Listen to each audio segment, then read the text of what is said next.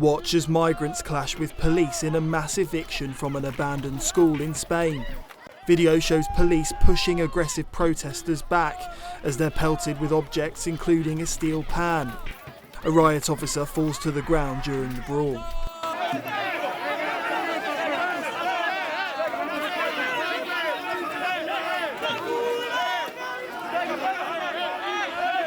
In front of the squat, protesters shout at police.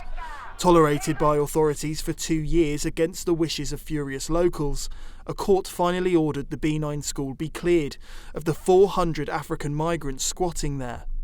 The migrants' lawyer was unsuccessful in arguing the men should be allowed to stay because they contributed to the local economy, making a living by collecting scrap metal. They didn't plan to give any alternative, any accommodation or any housing alternative to the people who have been affected by the eviction, and that's how it has been. Here it's full of people who have voluntarily left the premises and who are waiting here with their things with a total absence of social services. So now there are no alternatives.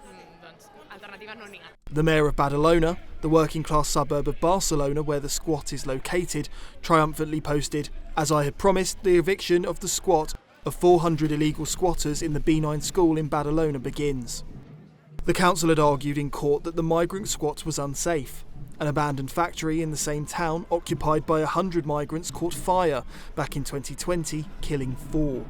Residents worried the same could happen again. Speaking to the media, migrants said that after their eviction, they had nowhere else to go.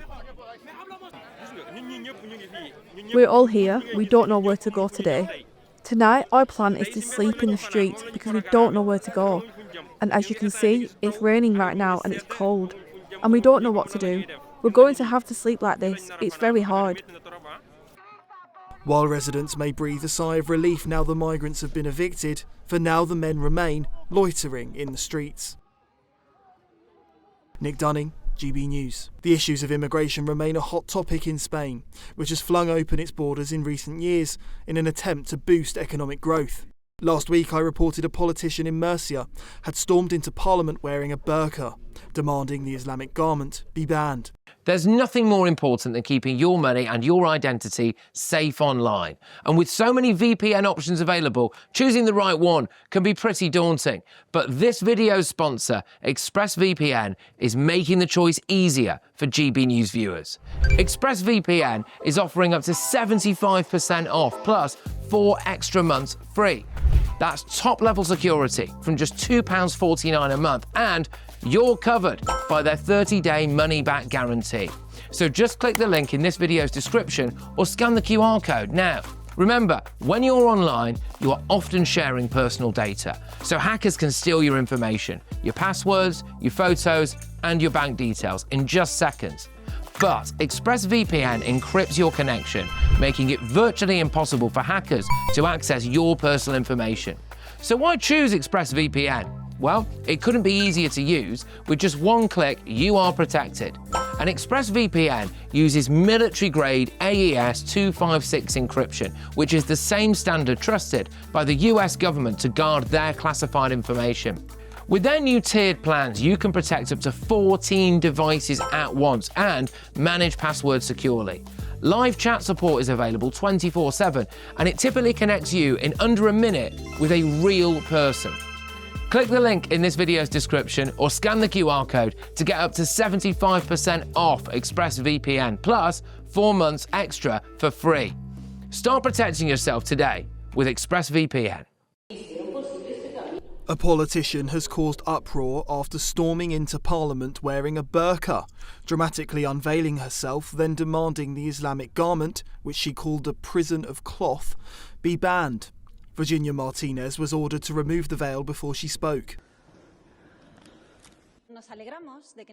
We are glad that such clothing is not allowed because after 50 years of democracy, we have come to see how women have to live in prisons of cloth, which is not freedom for any woman in this society. Therefore, we are glad that it is not allowed in this parliament, which is the sovereign body of the region of Murcia. And since it is not allowed in this parliament, it should not be allowed in any public place in this region of Murcia, because the assembly represents the region of Murcia.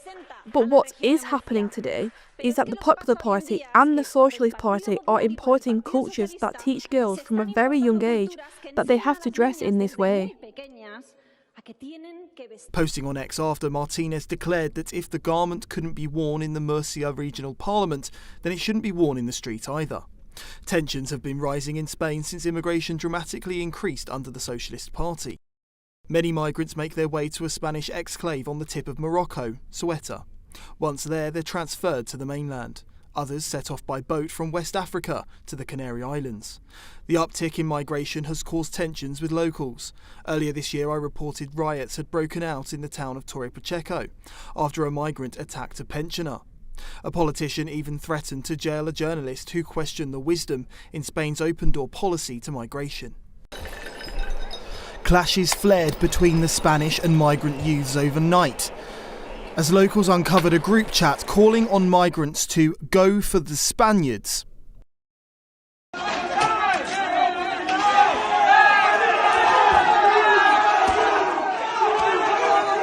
Residents took to X saying groups of Moroccan youths were attacking lone locals. Violence erupted after a 60-year-old man was attacked in the town of Torre Pacheco, which was blamed on the town's migrant community, though no arrests have been made. Furious locals confronted one man of Moroccan origin who took out his phone to show he had nothing to do with the attack, but in doing so, locals saw a group chat which called on migrants to go for the Spaniards.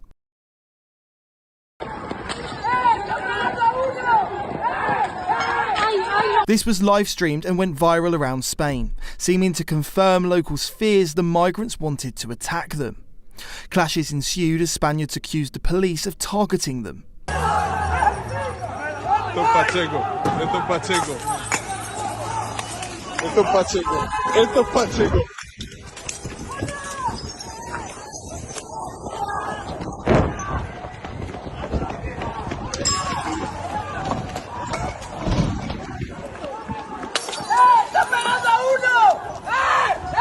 ¡Hostia puta!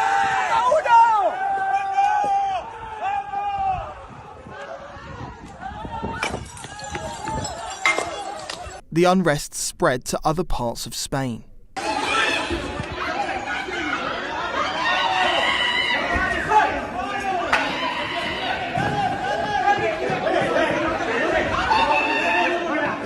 The country's version of BBC Verify tried to calm tensions by combating misinformation. de Torre Pacheco y nos también con el ayuntamiento de Torre Pacheco que vemos aquí en el que, como dices, se culpa a la. But the first comment on YouTube said they are one drink away from saying the old man self-harmed, perhaps representing citizens' distrust.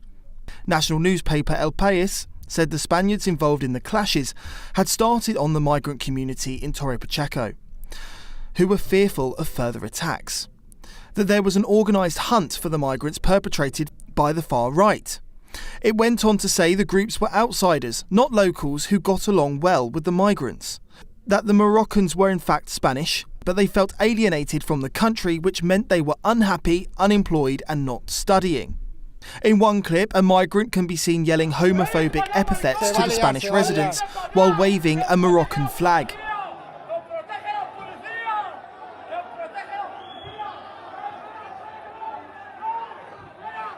Clips shared on social media showed multiple injuries.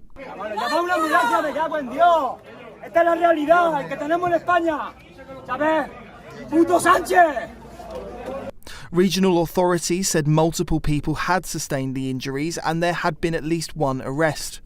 But despite a large police presence, it seemed they had lost control of the streets, as both sides roamed with batons and other weapons.